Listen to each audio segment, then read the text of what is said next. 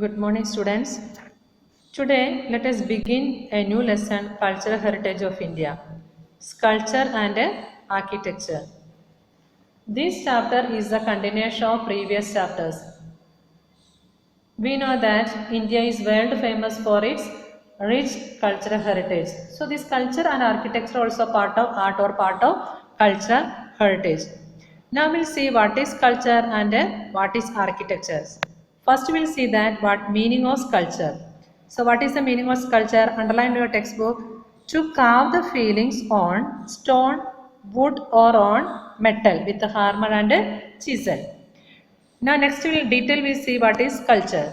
Sculpture means the art of shaping figures or design with a facial expression in round or in relief professionally performed by a sculptor with the help of chisel and hammer is known as sculpture. So with the help of chisel and hammer what they are making the shaping of figures or design with the facial expression. This is known as that sculpture. Now we'll see that what is architecture. So first we'll see the what is the meaning of architecture. Architecture means the art of construction. Underline your textbook. The art of construction. So this word Vastu, the word Vastu is derived from Sanskrit language. So this Vastu is used for architecture. Underline that one. The Vastu is used for architecture. So this word is derived from the Sanskrit language. So, the art of constructing buildings, houses, towns, wells, forts, minarets, temples, mosques and tomb is called architecture. Everything they are constructing. So, the skill of architect is seen in the art of architecture. The main important thing they are the architect showing their skill. So, that is known as that architecture. Now we'll see that ancient Indian town planning. In ancient time, the towns were divided into three sections. So which are they? The first one is the fort rulers or the citadel. Then second one is then house of administrative officers situated on the upper part of town. It is only for the administrators.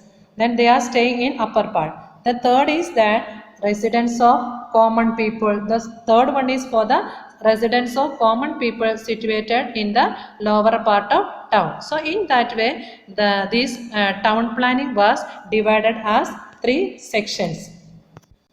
Now we'll see that division.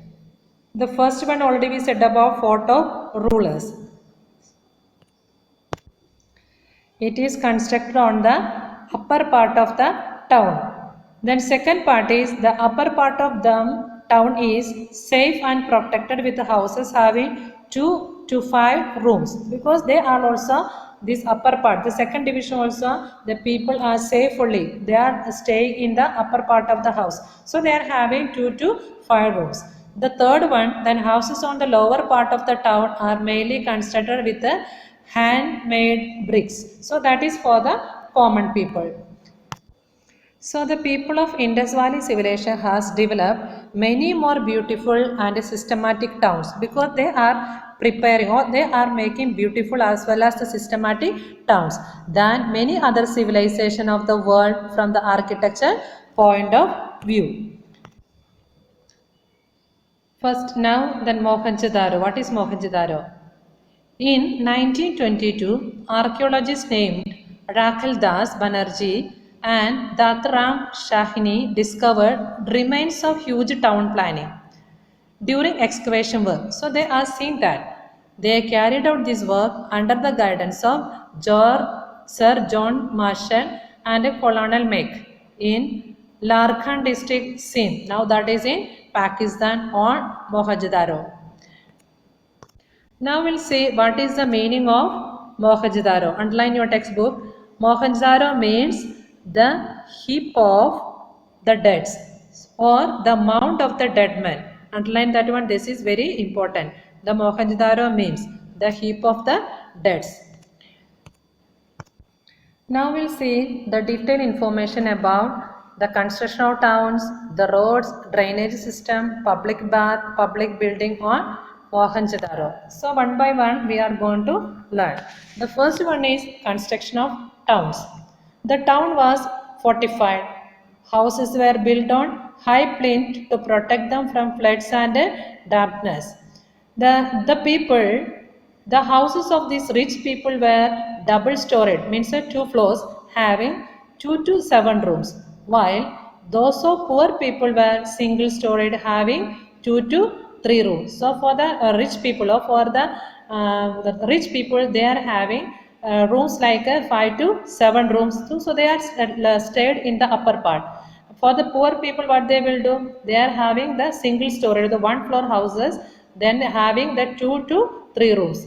The main entrance of the house opened in the side lanes and not on the main road. So that was the entrance of their houses. Remains of stores, house, kitchen and bathroom were found in every houses. Every houses they are having that storeroom, kitchen and a bathroom. There was proper arrangement of doors and windows, keep houses airy and ventilated. So the proper ventilation they had, that is why proper windows and ventilation they had. So next we will see that the system, road system. So roads are the main features of this town planning. The roads were 9.75 meters wide. That much of width it had. A road in the towns were straight and long. So the road system also very straight and very long way. They were built from north to south and east to west, intersecting each other at a right angle. So they are reaching at the right side. The roads were wide enough for a number of vehicles to pass at a time. So that is why we already said about it was very, very wide one. So inner spaces they had. Pits on the roadside suggested that there might have been lamp post, and also lamp post they had. The corners were rounded off to make it easy for the movement of heavy carts. The next we will see that the drainage system. What was the drainage system of Mohenjo-daro? Drainage system is unique feature of this town planning. It is particular for them. This system was built to drain dirty water out from the town. So that is why we understand they had a proper drainage planning or drainage system they had. Such a drainage system was found nowhere except in the island of Crete in Mediterranean Sea.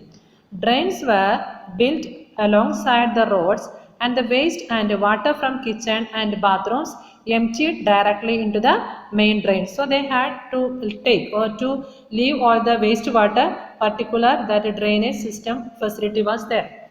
Drains were usually covered with a stone slab. We can see in our area also in the roadside wherever the houses. So for the drainage water they are having particular system. So on that they will keep on that slab or the big stones.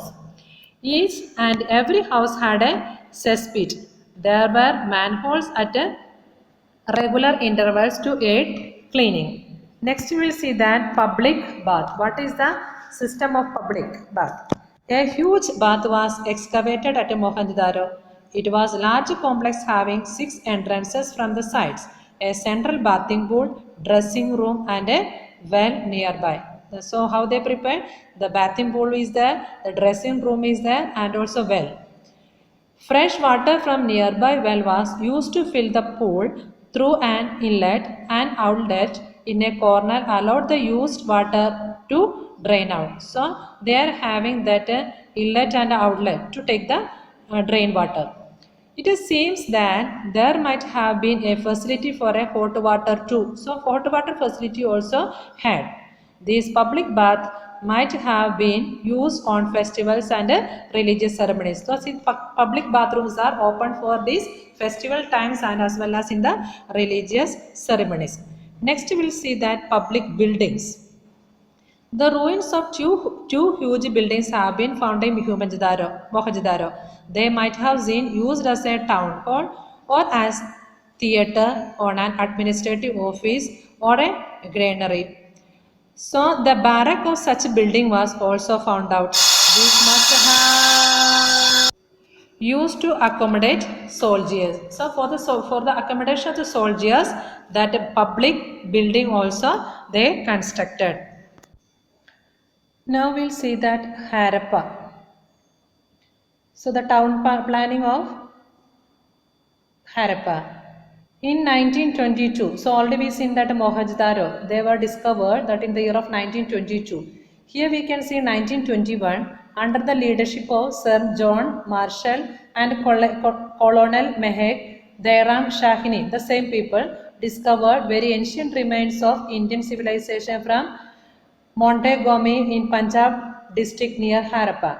The remains of Indus Valley civilization was found from Rampar in Himalaya region, Alanggirpur at Meerut in Uttar Pradesh, Kalibangan in Rajasthan, Lothal at Dholka in Gujarat, Deshalpur, that is Shikarpur in Kutch, Dholavira, Rangpur near Limpati in Saurashtra, Srinath Ghat near Gonthal, Kunthasi near Mobi and Somnath, etc. So in these are the places have seen some kind of remains. The region of Sapta Sindhu. Sapta Sindhu means 7 rivers. The region of Sapta Sindhu is a region of our Indian culture. The culture which blossomed here is known as that Indus Valley civilization. This culture is known as that Indus Valley civilization. Its remains were found first of all from Harappa. That is why it is known as that Harappan culture. Why it's known as that Harappa culture? Because these are the remains. They are found from the place of Harappa. That is why this culture is known as that Harappa culture.